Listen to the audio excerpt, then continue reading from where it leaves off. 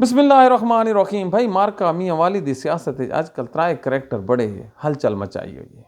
एक इनामुल्ला खान है, एक आदिल अब्दुल्ला रोखड़ी है, तो तीसरा सिप्तैन खान है। आदिल अब्दुल्ला रोखड़ी ते इनामुल्ला दी जिहड़ी लड़ाई है वो बड़ी मज़ेदार है। कदी तुसीं इंडिया दी फिल्म डिठी होसी एक फूल दो माले, क्योंकि फिल्म होंदी है झूठ होंदा है ते ओ जिहड़ा बच्चे दे इर्द गिर्द फिरदे रहने। ये भी एक मुस्लिम लीग नून है, उसकी एक सीट है तो इसके दो तरफदार हैं। आदिल अब्दुल्ला मरीम नवाज नूं मिल के आया तो 15 मिनटां बाद इनामुल्ला खान की मुलाकात शहबाज शरीफ नाल हो गई। दोवां अपने सोशल मीडिया ते तस्वीरां ला छोड़ियां। इन्हां दोवां कोल पुछो भी तुस इलैक्शन लड़ना मियाँ वाली दे विच ते मियाँ वाली दे विच इमरान खान के खिलाफ तुहानूं लभना की है सिवाए शिकस्त दे? ना। जमानतां जब्त करावण दे? नहीं। हुण उस तो भी कम डाढ़ा है कि इन्हां दा पोलिंग एजेंट ही कोई नहीं होना। ये दोवें आदमी जो मर्जी आवे कर गए हैं मियाँ वाली दे विच। इन्हां दी सियासत इमरान खान की जिंदगी अल्लाह ताला उसकी लंबी जिंदगी करे, इन्हां दा ना ही कोई नहीं। पता नहीं ना कितनी लीडां ने इजाफा 1.5 लाख दियां तो हुण इंशाअल्लाह लज़ीम ये 1.5 लाख वाली जी लीड है ये 2 लाख तो भी क्रॉस कर वैसी। जो मर्जी आवे हो वने इन्हां दोवां दा फिलहाल मियाँ वाली दे कोई स्कोप कोई नहीं।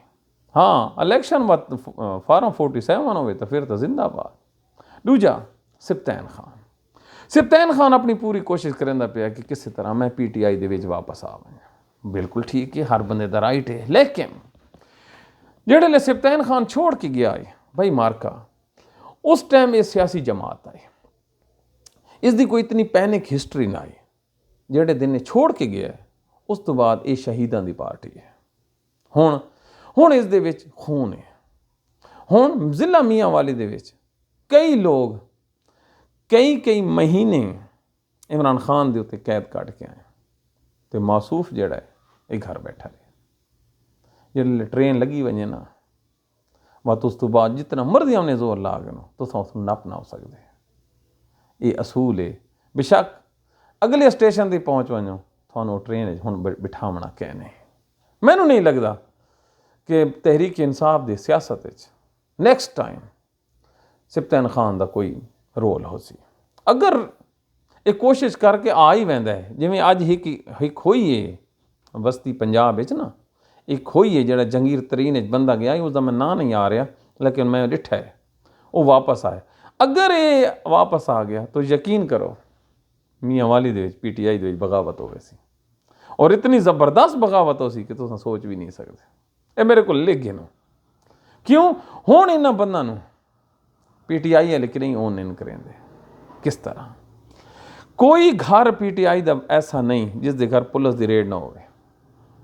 कोई चौक ऐसी नहीं जिस चौक दे उत्ते PTI दे मुंडियां नूं ते PTI दे वोटरां नूं लित्तर ना लगे होवे। क्या कोई भुल गया है थाना सिटी मियाँ वाली दे विच जिहड़ा PTI दे वर्करां नूं जून जुलाई दे हबस दे विच कैद कीता ने?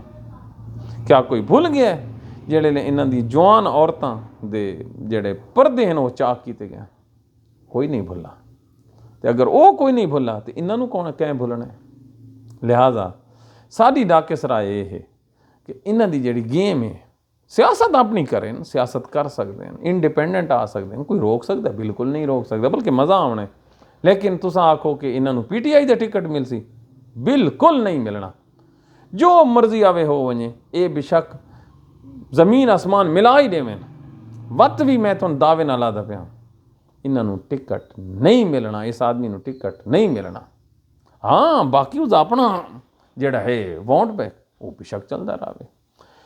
दूसरी गल यह है कि PTI की जिहड़ी अपनी जमात है इस दे विच इन्हां नूं चाहिए कि थोड़ा जितना एक्टिव रहन, थोड़ा जितना होर जोर लावें। अगे इन्हें बड़ा जोर लाया, इन्हें बड़ा कमाल किया है। जेडे PTI के वर्कर हैं जिन्हें चटान रीत खड़े हैं मजीद थोड़ा जितना खलोवें तो पूरे पंजाब नूं लीड कर सकते हैं। अल्लाह ताला इन्हां दी लीडरशिप इमरान खान नूं रिहाई दिवा सकता है। अपनी दुआवां याद रखा है मार्का। हुण मिलदे रसां। अल्लाह हाफिज़।